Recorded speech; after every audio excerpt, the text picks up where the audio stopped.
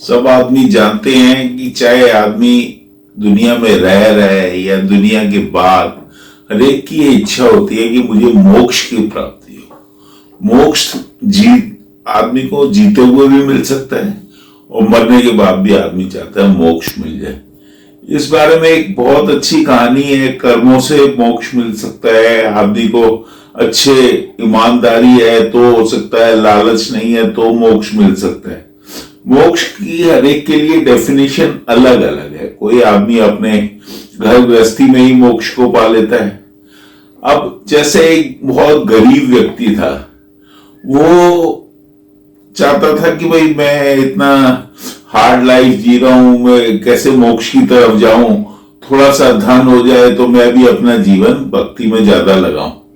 तो वहीं से कोई भगवान अपने यात्रा करते थे, कभी कभी आते थे, जो देखते थे कि मेरे राज्य में जो है या भगवान की जो भी भ्रमण के अंदर जो भी बहुत ज्यादा गरीब मेहनती आदमी हो तो उसका कुछ उद्धार करते थे।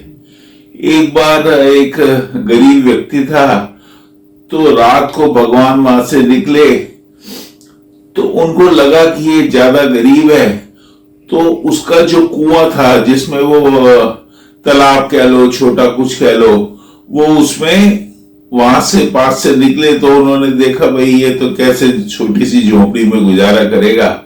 उसने एक फूल उगा दिया।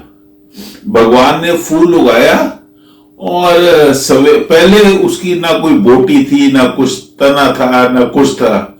सवेरे उसको जब उसने उठा तो उसकी पत्नी ने बोला, देखो कितना अच्छा फूल उगा हुआ है, कितनी अच्छी इसकी सुगंध है, पर कल तक तो कुछ था नहीं। उसने गया और उसने कहा ठीक है भाई ये फूल है, मैं इसको यहाँ के जो सेठ हैं, जो बड़े बड़े राज्य में जिनके नाम प्रचलित हैं, उसको मैं बेच दूंगा, जो पैसे मिलेंगे उसको बच्चों की शिक्षा या इसमें लगाऊंगा।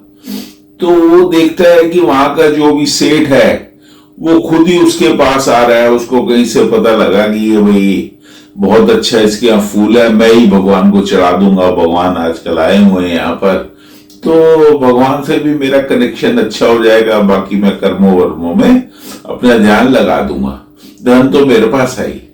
उसने जैसे ही वो फूल लेके जा रहा था, सामने देखा भाई जो भी उस एरिया का जो सबसे बड़ा सेठ है वो उसकी तरफ खुद ही आ रहा है। कह रहा भाई ये फूल मेरे को दे दो और ये मेरे को भगवान को चढ़ाना है, मैं आपको इसके जितने पैसे कहोगे उतने पैसे दे दूंगा। $1000 कहते हो $1000 दे दूंगा, $2000 कहते हो $2000 दे दूंगा। वो सोचने लगा भाई एक फूल ही तो है, चलो मैं इसको दे देता हूं, मेरी थोड़ी गरीबी मिट जाएगी।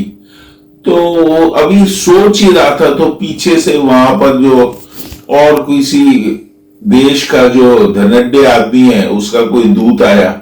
उसने कहा भाई साहब अभी बेचने की इसको जल्दी ना करो, मेरे पास बाहर से मैसेज आया है कि मैं इसके आपको 10,000 पाउंड दे दूंगा। और उसके मन में लालच आया कि भैया इसके अभी तो $1000 मिल रहे थे, अब 10,000 पाउंड मिल रहे हैं और ये जरूर इस फूल में कुछ है। तो वो अभी सोच ही रहा था तो देखा कि और उससे जो और धनाढ्य देश है उसका कोई एक और दूत आया। उसने कहा भाई साहब आपने जो भी पैसे लेने हैं मैं आपको इसके $50,000 से भी ज्यादा मैं आपको दिला सकता हूं, इसके दे सकता हूं, मेरे पास मैसेज आया है। अब उसने सोचा जरूर इस फूल में कुछ खास बात है, इसकी इतनी कीमत लगती जा रही है तो क्यों ना मैं ही भगवान के चरणों में चढ़ा देता हूं। तो मेरे को ये सारे पैसों का क्या लेना है, मेरा तो गुजारा तो चल ही रहा है ना, तो मैं भगवान के उसमें चला देता हूं। वो सबसे बोला भाई मेरे को नहीं फेंकना है इसको, कुछ भी होगा चलो ठीक है, अब जो भी है मैं कैसे भी होगा इस फूल को मैं चढ़ा दूंगा। वो इतनी खुशबू थी उस फूल की, जैसे गुलाब एकदम महक रहा हो, और जो भी अच्छे अच्छे जो खुशबू वाले फूल हैं। वो गया भगवान के पास, भगवान के चरणों में चढ़ाया उसने। भगवान वहां उसके अवतार में विराजमान थे। तो उसने कहा कि भाई आज तूने मेरे को जीत लिया, तेरे को इसके बदले इतने पैसे मिल सकते थे पर फिर भी तूने उन सब को पछाड़ दिया और तूने लालच ना करके मोक्ष प्राप्ति का अपना रास्ता खोल लिया। अब क्या होगा कि बाकी 3 लोग तो पैसे से आंक रहे थे मेरी जो भी प्राकृतिक सौंदर्य को, और तुमने जो है वो मेरी तरफ अपनी आस्था रखी और फूल को निभे का मुझे चढ़ा दिया। मैं तेरे से बहुत खुश हूं। जब तूने कुछ मांगना है तो मांग ले, नहीं मांगना तो तेरा इस जन्म में अगले जन्म में किसी भी तरीके से कोई बाल बांका नहीं कर पाएगा, और तू दुनिया का जो भी श्रेष्ठ आदमी है हर एक तरीके से उसमें तेरी गिनती होती जाएगी।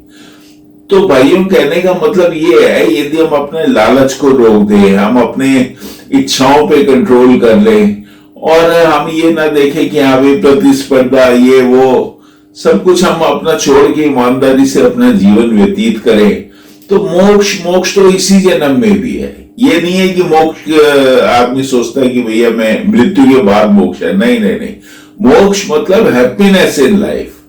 आप समझ रहे हैं ना मैं क्या कह रहा हूं? मैं ये कहना चाहता हूं, अपने कर्म अच्छे रखो, अपना काम में मन लगाओ, और आपको मोक्ष की प्राप्ति अपने आप हो जाएगी।